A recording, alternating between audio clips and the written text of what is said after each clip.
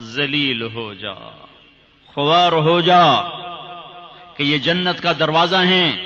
جس نے صبح صبح اپنے ماں باپ کی زیارت کر لی، نہ خدمت کی نہ حال پوچھا، صرف زیارت صرف دیکھا اور لوٹ گیا، تو میرا نبی کہتا ہے صبح سے شام تک اس کے لیے جنت میں 2 دروازے کھل جاتے ہیں۔ ادریس کا ایک تو باقی ہے، میرے تو دونوں ہی بند ہو چکے ہیں۔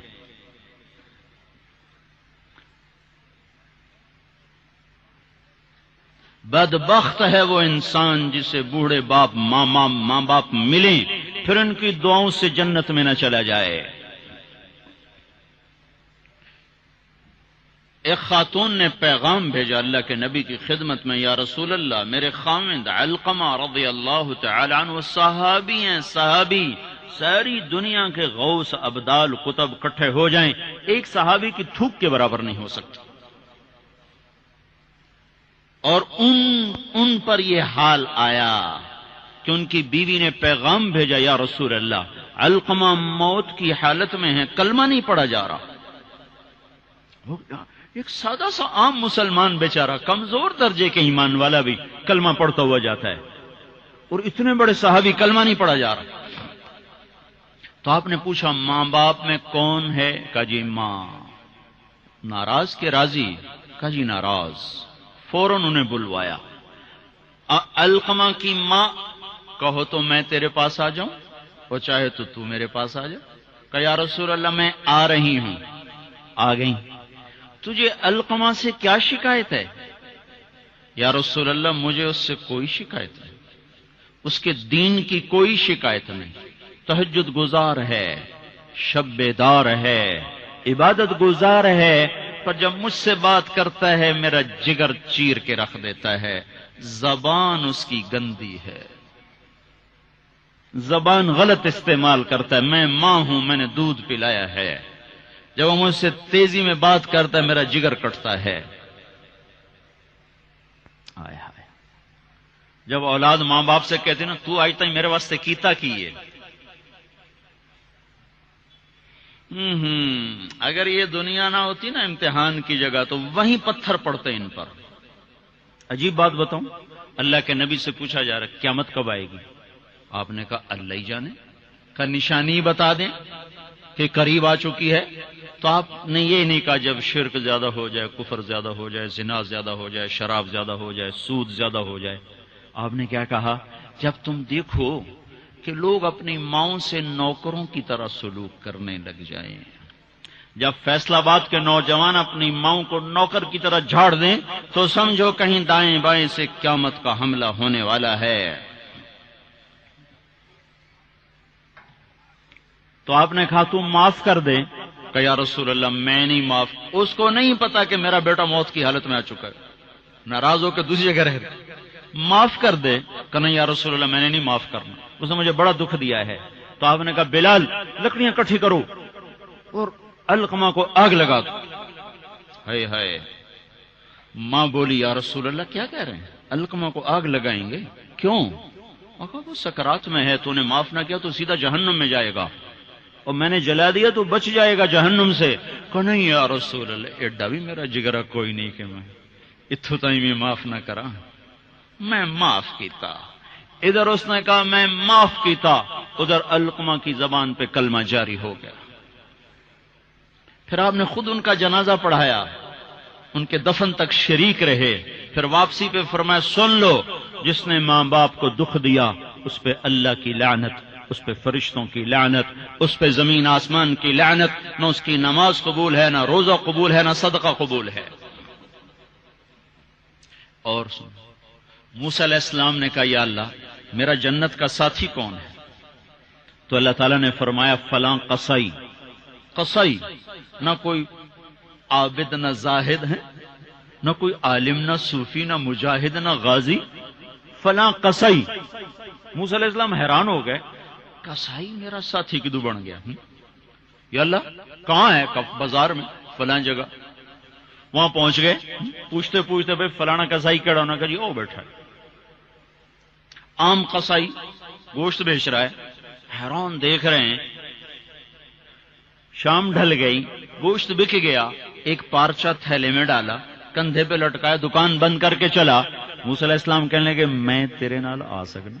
اس نے کہا آ جا۔ اس کو نہیں پتا یہ موسیٰ ہیں، آ جا۔ گھر پہنچا، گوشت صاف کیا، بوٹیاں بنائی، ہانڈی چڑھائی اور آٹا گوندنے بیٹھ گیا۔ پھر آٹا گوند کے اس کو رکھا، وہ خمیر ہو گیا۔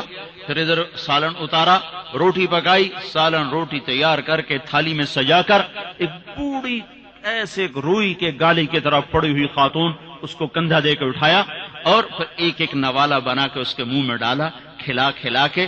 جب اس نے کہا بس تو اس کا منہ صاف کیا۔ جب اس کو لٹانے لگا تو وہ بڑبڑانے لگی۔ تو موسیٰ علیہ السلام نے پوچھا بھائی یہ کون ہے؟ کہا جی میری ماں ہے، صبح اس کے سارے کام کر کے جاتا ہوں، واپس آتا ہوں تو پہلے اس کی خدمت کرتا ہوں، پھر اپنے بچوں کو دیکھتا ہوں۔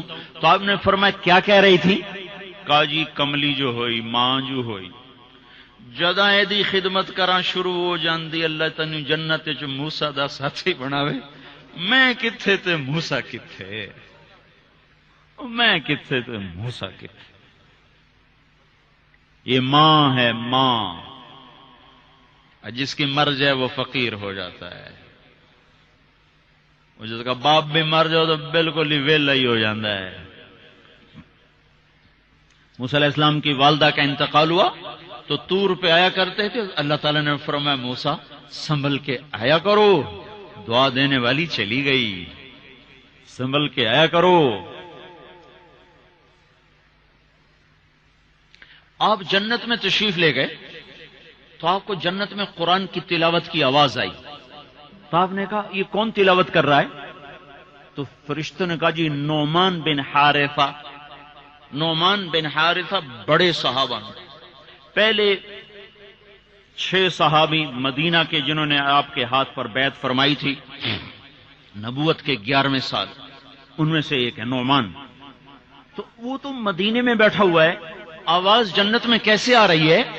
یہاں لاؤڈ سپیکر سے آواز جا رہی، لاؤڈ سپیکر بند کرو آواز آگے نہیں جائے گی۔ نعمان کے پاس کون سا مائک اور سسٹم ہے جس سے مدینے کی تلاوت جنت میں سنائی دے رہی ہے؟